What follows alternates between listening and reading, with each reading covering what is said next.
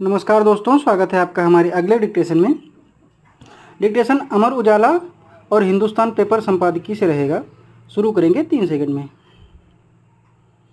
केरल जल बजट अपनाने वाला देश का पहला और इकलौता राज्य है।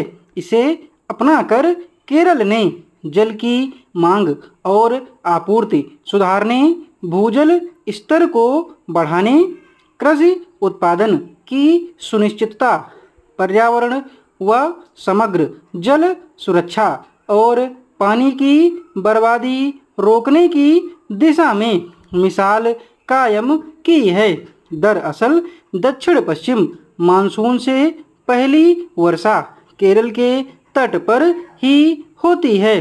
बावजूद इसके गर्मी के दिनों में राज्य के कुछ इलाके पानी की कमी का सामना करते हैं।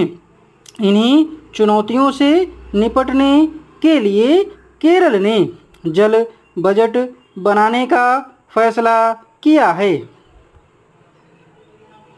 जल बजट जल संसाधन की मात्रा तय करने और उनके प्रबंधन पर केंद्रित एक रणनीति है।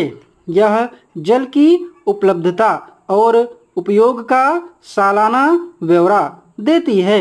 जल बजट किसी वर्ष विशेष में प्राप्त पानी को वितरित व प्रबंधित करने का समाधान पेश करती है।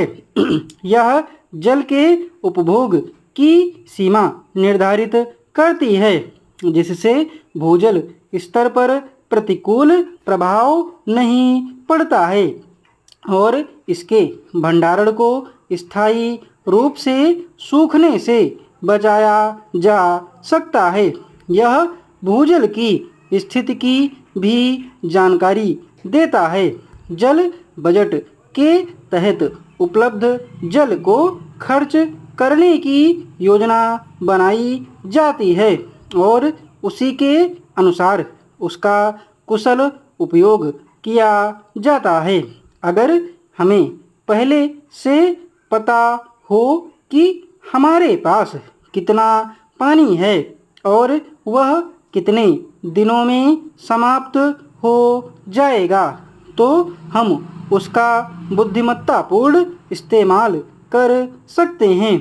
इससे आसन्न जल संकट को टाला जा सकता है। भ्रामक विज्ञापन मामले में सर्वोच्च न्यायालय का रुख कदापि नरम पड़ता नहीं दिख रहा है और उसके कड़े रुख का जमीनी असर दिखाई पड़ने लगा है। उत्तराखंड सरकार ने पतंजलि आयुर्वेद की 14 दवाओं के लाइसेंस रद्द कर दिए हैं। बेशक सर्वोच्च न्यायालय की तारीफ की जा सकती है कि वह पूरे सोच विचार के बाद ही सजा देने की ओर बढ़ रहा है। लोगों को लग सकता है कि सजा सुनाने में देरी हो रही है, लेकिन वास्तव में न्यायालय सभी पक्षों को सुनवाई का पूरा मौका देना चाहता है और यही न्यायोचित है। न्यायालय कथित औषधि के भ्रामक विज्ञापन के मामले में समाज के सामने व्यापकता में आदर्श रखना चाहता है। मंगलवार को इंडियन मेडिकल एसोसिएशन को भी अदालत ने फिर एक बार आड़े हाथों लिया। पिछली सुनवाई के समय शीर्ष अदालत ने कहा था कि एलोपैथिक डॉक्टर गैर जरूरी और महंगी दवाइयाँ लिखते हैं।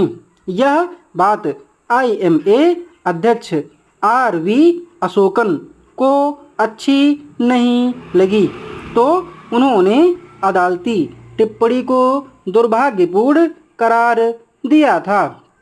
ध्यान रहे, आईएमए ही पतंजलि आयुर्वेद के खिलाफ अदालत गया है, पर IMA भी बेदाग नहीं है।